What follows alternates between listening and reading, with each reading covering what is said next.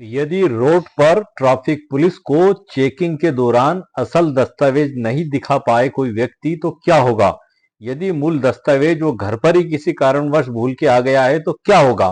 क्या उसकी गाड़ी जब्त कर ली जाएगी? क्या उस पे भारी चालान बना दिया जाएगा? क्या उसको गिरफ्तार कर लिया जाएगा? उसके वाहन को जब्त कर लिया जाएगा?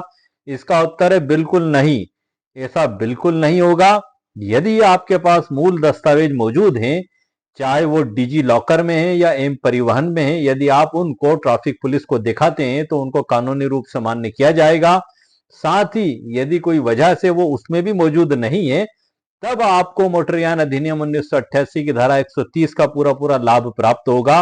मोटरयान अधिनियम 1988 की धारा 130 दो तरीके की लाइबिलिटीज पैदा करती है। नंबर एक है कि जब भी कोई भी ट्रैफिक पुलिस, वर्दीधारी कोई भी ट्रैफिक पुलिस आपसे दस्तावेज की मांग चेकिंग के दौरान करता है तो आपकी ड्यूटी है कि आप उसको डॉक्यूमेंट्स बताएंगे। कौन कौन से डॉक्यूमेंट्स आप बताएंगे?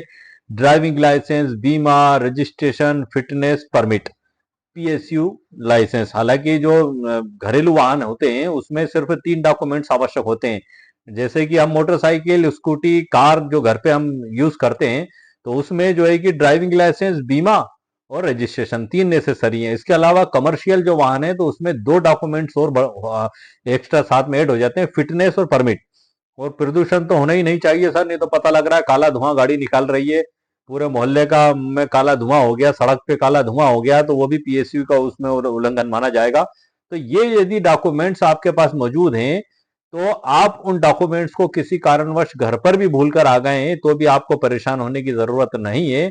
आज धारा 130 के बारे में मैं आपको जरूरी जानकारी दूंगा। मैं आपको जो बीच में बता रहा था अभी जो जानकारी, कि आपकी ड्यूटी है कि आप उसको पुलिस अधिकारी को बताएंगे। और पुलिस अधिकारी को अधिकार प्राप्त है ट्रैफिक पुलिस को कि वो उनके जो रूटीन चेकिंग होता है गाड़ियों का वो चेकिंग कर सकें और किसी भी गाड़ी वाले को रोककर उसके डॉक्यूमेंट्स की मांग कर सकते हैं। आप जानते हैं कि यदि 181, 196, 192, 177 ये जो धारा है, जैसे आपके पास ड्राइविंग लाइसेंस नहीं है, बगैर बीमे के आप गाड़ी चला रहे हैं, बगैर रजिस्ट्रेशन के आप गाड़ी चला रहे हैं, तो ये सब इसमें जुर्माना और 3 माह, किसी में 6 माह की सजा, किसी में 5,000 रुपए जुर्माना, 10,000 रुपए जुर्माना, इसका पूरा प्रावधान दिया गया है। तो यदि आपके पास डॉक्यूमेंट्स है ही नहीं तो फिर आप तो अपराध से बच भी नहीं सकते सर। लेकिन यदि आपके पास है और भूलवश वो घर रह गए हैं, तब आपको धारा 130 का जो प्रोटेक्शन मिलेगा, मैं आपको वही जानकारी देने जा रहा हूं। धारा 130 में जैसे मैंने आपको बताया, एक तो पुलिस अधिकारी को अधिकार है, ट्रैफिक पुलिस को, वर्दीधारी को, कि वो आपकी डॉक्यूमेंट्स चेक करे। आपकी ड्यूटी है कि आप उनको डॉक्यूमेंट्स बताएं। यदि नहीं है, कोई प्रॉब्लम नहीं, 15 दिन का कानूनी प्रावधान दिया गया है धारा 130 की उपधारा 3 और 4 में। 15 दिन का समय आपको दिया जाएगा। 15 दिन में आप वहां पर वेरिफिकेशन करा लें, ओरिजिनल डॉक्यूमेंट्स ले जाकर मामला खत्म हो जाएगा। अगर नहीं करवा पाए, आपके पास है ही नहीं, तब स्थिति गंभीर हो जाएगी। मैं आपको धारा 130 में बता रहा हूं, जो एक आम व्यक्ति को ये जो अधिकार प्राप्त है धारा 130 के तहत।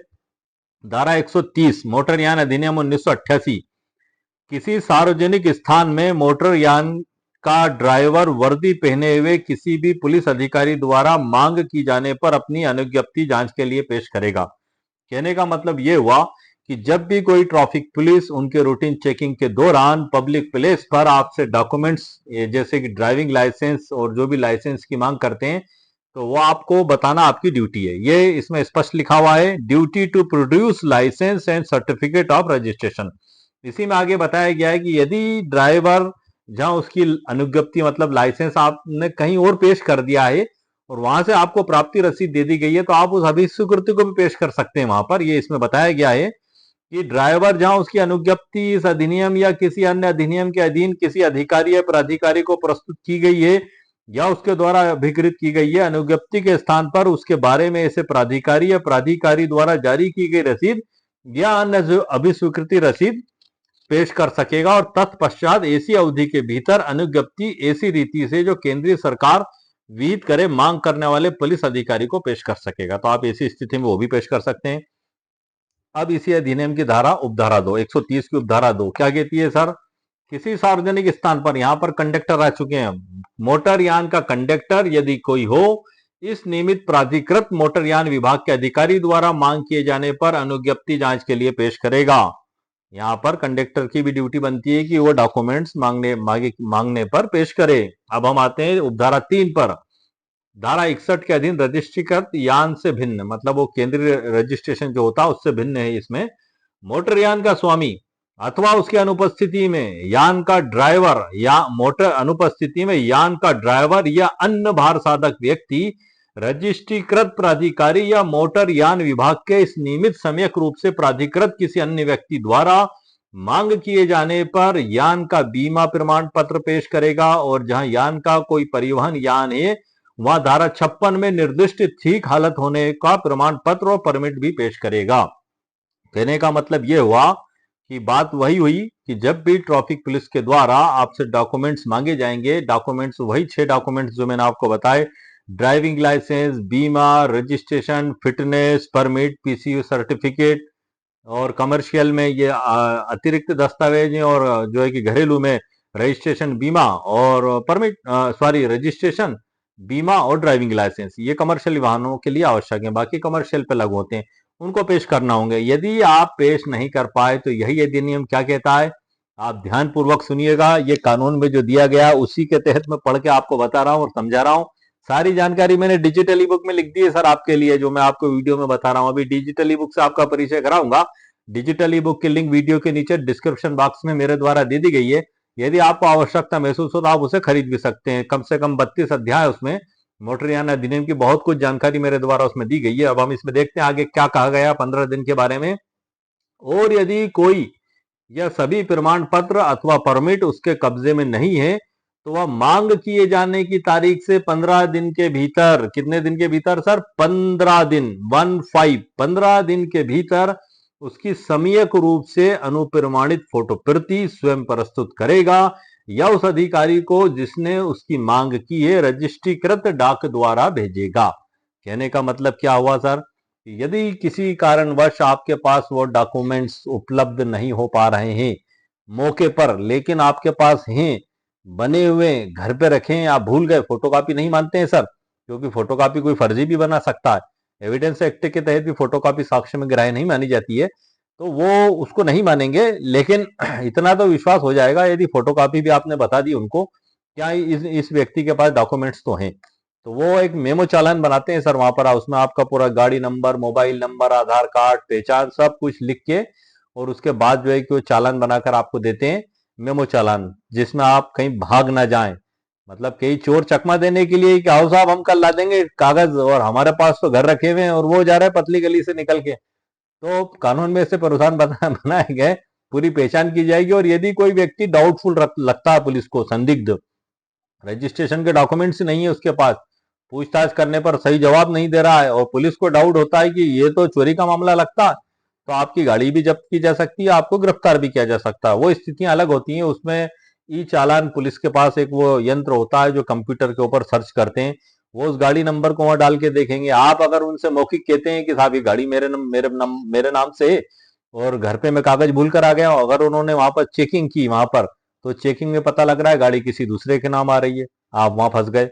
यदि वहां पर वो गाड़ी आपके पास चोरी की है और पुलिस ने जांच में देखा और उस पे वहां पर उनके जांच में आया कि ब्लैक लिस्ट में उसको डाला हुआ है, चोरी का वाहन है, तो भी आप वहां पर फंस गए, आप बच नहीं सकते। लेकिन यदि आप एक सच्चे नागरिक हैं, एक आप ईमानदार नागरिक हैं, आपके पास सभी दस्तावेज हैं और किसी कारणवश आप भूल कर घर पर आ गए हैं, तो ये धारा आपको पूरा पूरा प्रोटेक्शन देती है, एक आम नागरिक को पूरी राहत प्रदान करती है। इसमें आगे जो बताया गया है स्पष्टीकरण में कि इस उपधारा के प्रयोजन के लिए बीमा प्रमाण पत्र से धारा 147 की उपधारा 3 के अधीन जारी किया गया प्रमाण पत्र अभिप्रेत है।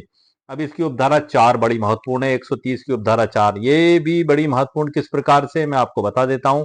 15 दिन का समय के बारे में तो उपधारा 3 में मैंने आपको बता दिया।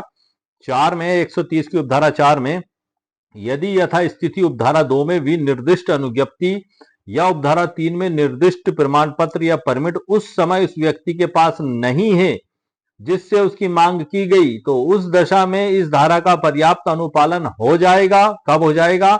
जब ऐसा व्यक्ति ऐसी अनुज्ञप्ति या प्रमाण पत्र या परमिट को ऐसी अवधि के भीतर ऐसी रीति से जो केंद्रीय सरकार विहित करे पुलिस अधिकारी या मांग करने वाले अधिकारी को पेश करता है। मतलब वो जो उनकी जांच की प्रोसीजर उन्होंने अपनाई है और आपको 15 दिन का समय दिया है, 15 दिन के अंदर आप उनको वो सभी डॉक्यूमेंट्स बताकर चेक करा लेते हैं, तो उनकी चेकिंग प्रोसेस पूरी मान ली जाएगी, आपके खिलाफ कार्रवाई आगे नहीं बढ़ाई जाएगी, कार्रवाई वहीं पर समाप्त हो जाएगी। लेकिन यहां से कार्रवाई कब चालू होगी?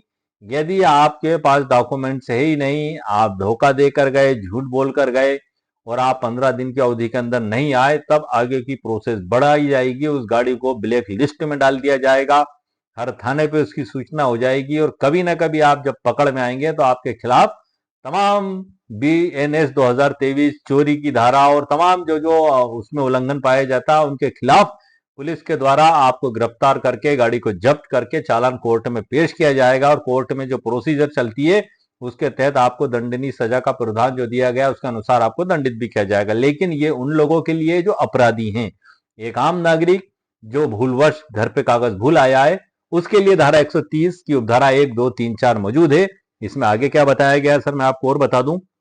परंतु इस अध्याय को बंद किसी ऐसे व्यक्ति को जिससे अपेक्षा की गई है कि वह परिवहन यान का रजिस्ट्रीकरण प्रमाण पत्र या उसके ठीक हालत में होने का प्रमाण पत्र पेश करे, उस विस्तारतक और ऐसे उपांतरण के सहित ही लागू होंगे जो विहित की जाए। यह आखिरी की लाइन है। तो इस प्रकार से सर मैंने आपको मोटरयान अधिनियम की धारा 130 की महत्वपूर्ण जानकारी प्रदान कर दी है। बुक के अंदर से मैंने इसलिए पढ़ा ताकि आप जो है कि देख लें कि मैं आखिर जानकारी दे कहां से रहा हूं। बुक में से दे रहा हूं मैं आपको जानकारी, क्योंकि आपके मन में ये विश्वास पैदा हो जाए कि हाँ कानून में ये धारा दी गई है। अक्सर हम लोग जानते नहीं है, एक आम व्यक्ति घबरा जाता है सर। एक आम व्यक्ति क्या, हर व्यक्ति जिसके पास अगर डॉक्यूमेंट्स में कुछ भी कमी है तो घबरा ही जाता है वो। और यार मेरे पास तो बीमा नहीं है, ड्राइविंग लाइसेंस मेरा जो है कि एक्सपायर हो गया है, रजिस्ट्रेशन मेरा जो है कि अभी अभी गाड़ी खरीद के लाया हूं मैं, रजिस्ट्रेशन नहीं है। बहुत से कारण हो सकते हैं सर डर के, हालात के। तो चूंकि मेरा वीडियो बनाने का यही मकसद है कि हर व्यक्ति को कानून की जानकारी हो और खुद भी सावधान रहें और दूसरों को भी, आपको कानून की जानकारी है तो आप उनको भी बताएं। क्योंकि आपको ये जनरल में आपको बता दूं कि जो है कि कमर्शियल वाहन और घरेलू वाहन दोनों की चेकिंग पुलिस के द्वारा की जाती है और डॉक्यूमेंट्स नहीं है। अक्सर होता, अक्सर अक्सर होता है, गांव के लोग, शहर के लोग सड़कों पर मोटरसाइकिल चलाते हैं, कार चलाते हैं और जांच के दौरान जब पुलिस अधिकारी हाथ देकर रोकते हैं तो वो घबरा उठते हैं। तो मेरा वीडियो हर उस व्यक्ति के लिए है जो घर बैठ के मेरा वीडियो देख रहा है।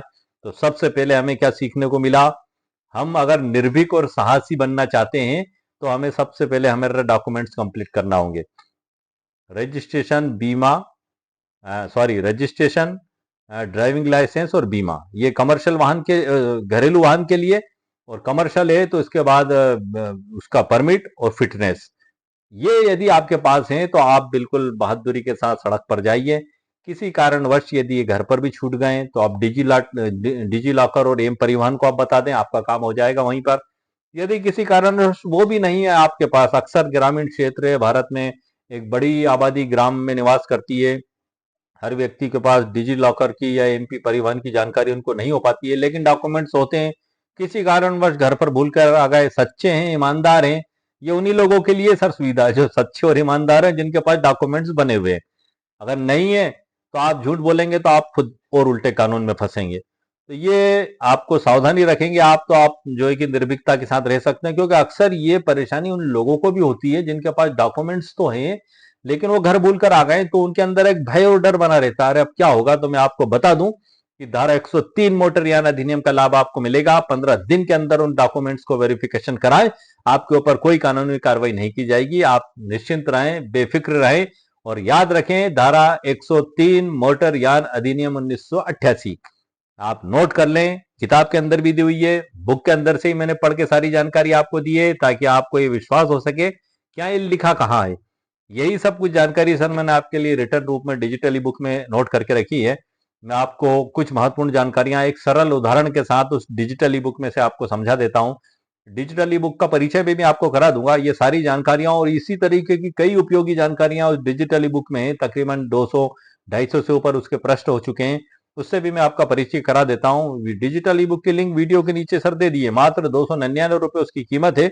यदि आपको आवश्यकता महसूस हो तो आप उसे खरीद भी सकते हैं। आइए सर, लेट्स गो। आप देख रहे हैं सर कंप्यूटर स्क्रीन पर ये डिजिटल ई बुक है जिसके अंदर से मैं आपको जानकारी दे रहा हूँ। गूगल पर भी उपलब्ध है मेरी डिजिटल ई बुक, मेरी वेबसाइट पर भी उपलब्ध है डिजिटल ई बुक। और अन करीब गवर्नमेंट ऑफ इंडिया से जब इसका अप्रूवल आ जाएगा तो मैं आपके लिए मोटर एक्सीडेंट क्लेम पर एक प्रिंटेड बुक भी उपलब्ध कराऊंगा जो ऑर्डर पर छपकर आपके घर आएगी। गवर्नमेंट ऑफ इंडिया की तरफ से इसको अप्रूव किया जाता है और आईएसबीएन नंबर दिया जाता है। 2 बुकों का मेरा आईएसबीएन नंबर आ चुका है, लेकिन बुक की थोड़ी बारीकी से चेकिंग चल रही है। उसके अंदर लिखे हुए आधार सब जांचे परखे जा रहे हैं। जैसे ही कंप्लीट होगा तो मैं आपको प्रिंटेड बुक भी आपके घर उपलब्ध हो जाएगी। आप उसको अध्ययन भी कर सकते हैं, पढ़ भी सकते हैं। वर्तमान में ये बुक है, डिजिटली बुक है। इसको आप मोबाइल में ही पढ़ सकते हैं, देख सकते हैं। पीडीएफ आपके पास में आएगा, उसमें आप पढ़ सकते हैं। इसको कोर्ट कचहरी अदालत में पेश नहीं कर सकते सर।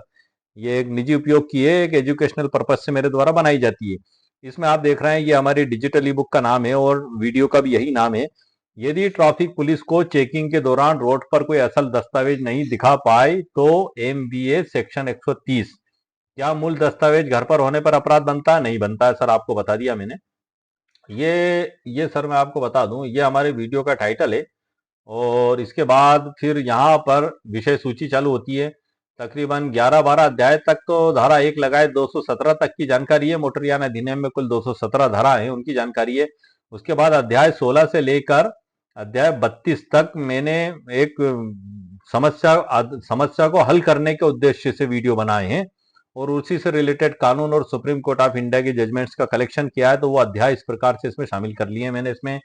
इसमें डिस्क्लेमर भी है सर, डिस्क्लेमर बता दिया मैंने आपको। एक पीडीएफ है नोट से। ये कोई भी कार्रवाई करने से पहले वकील साहब से जरूर सलाह मशवरा करें आप। यहाँ से हमारा मूल चालू होता है सर। वही जानकारी जो मैंने आपको दी है इसमें लिखी हुई है। जैसे कि धारा 130 मोटर यान अधिनियम, दस्तावेज प्रस्तुत करने का कर्तव्य वर्दीधारी पुलिस अधिकारी द्वारा मांगे जाने पर चालक को ड्राइविंग लाइसेंस, आरसी, बीमा आदि प्रस्तुत करना होता है और 15 दिन की मोहलत धारा 103 और 4 ये इसमें बताया गया है। ये सब कुछ मैंने सर रिटर्न में दे दिया है। डिजिटल दस्तावेजों के बारे में डिजी लॉकर और एम परिवहन का भी इसमें मैंने लिख दिया है। सरल उदाहरण में बता देता हूं। इसमें जो सरल उदाहरण है कि सुरेश अपनी कार से यात्रा कर रहा है। चेकिंग के दौरान ट्रैफिक पुलिस उससे लाइसेंस और बीमा मांगती है। सुरेश का लाइसेंस और बीमा वैध है, लेकिन जल्दबाजी में मूल कागज घर पर छूट गए और उसके मोबाइल में डिजी लॉकर भी नहीं है। सुरेश पुलिस अधिकारी को सूचित करता है कि उसके पास समस्त वैध दस्तावेज हैं जो घर पर रखे हैं। धारा 103 एमवीए के तहत पुलिस अधिकारी बिना भारी चालान काटे या गाड़ी जब्त किए उसे 15 दिन का समय देगा। सुरेश 15 दिनों के भीतर अपने मूल दस्तावेज आरटीओ ट्रैफिक पुलिस में दिखाकर केवल सत्यापन शुल्क लगभग 100 रुपए जमा करके चालान से पूरी तरह मुक्त हो सकता है। वरना 5,000 रुपए से लेकर 10,000 रुपए तक का चालान, 1 साल की, 3 महीने की, 2 साल की सजा के भी प्रावधान है सर इसमें। अब इसमें जो अस्थायी जांच के दौरान जो आपको अस्थायी पर्ची काट के दी जाएगी मेमो, उसमें भी बता दूं मैं आपको। मोटर यान अधिनियम और ट्रैफिक नियमों के तहत पुलिस अधिकारी मौके पर अस्थायी चालान या चेकिंग मेमो काटता है और उसमें जो जानकारियां नोट की जाएंगी, वाहन नंबर, चालक का नाम और पिता का नाम, चालक या मालिक का स्थायी पता और पहचान पत्र, चालक का मोबाइल नंबर, चालान अनुज्ञप्ति संख्या यदि हो तो फोटो आईडी, ये सब उसमें नोट करके रखेंगे ताकि ऐसा ना हो कि आप भाग जाएं। अगर भाग जाएं तो पकड़ भी लेंगे आपको।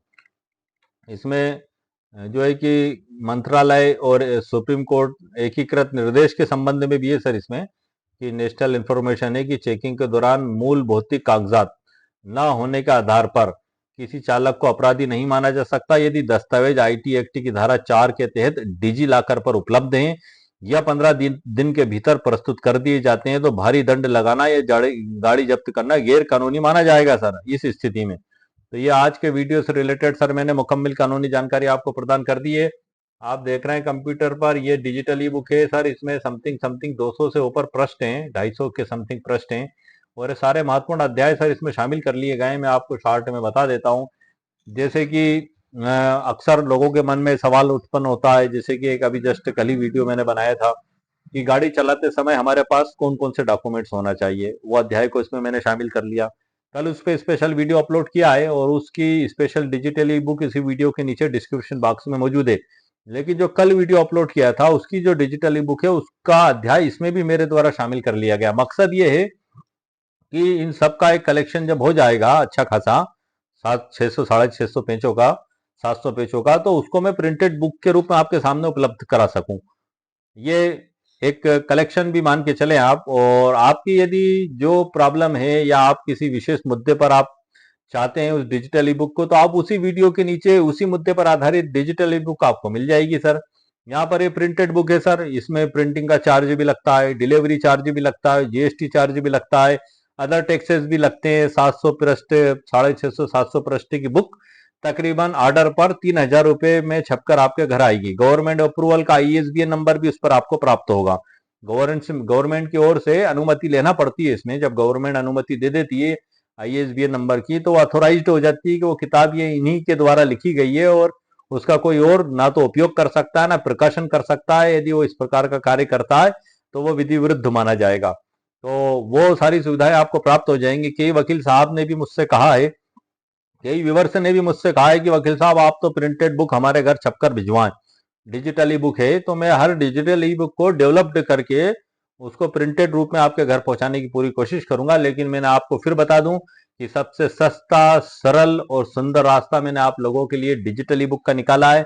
जो आपकी विशेष समस्या, आप उसी डिजिटल ई बुक को खरीद लें। मात्र 299 रुपए में आपका काम हो रहा है। अब यहाँ पर गवर्नमेंट की ओर से ISBN नंबर भी लेना पड़ रहा है सर, प्रिंटिंग का खर्चा, डिलीवरी का खर्चा, ये सारे जो मैंने आपको बताया सब मिला के 3,000 रुपए में आपको एक बुक पड़ेगी सर। मैं आपको बता दूं, मैं तो लिंक दे दूंगा, आगे आपको जैसा अच्छा लगे आप जो खरीदना चाहें आप खरीद सकते हैं। वरना मेरी डिजिटल ई बुक तो मात्र 299 रुपए की उपलब्ध है। वो एक विशेष समस्या को हल करने के मकसद से बनाई जाती है। कोशिश है सर, प्रयास है, आखिरी फैसला तो जज साहब ही करेंगे।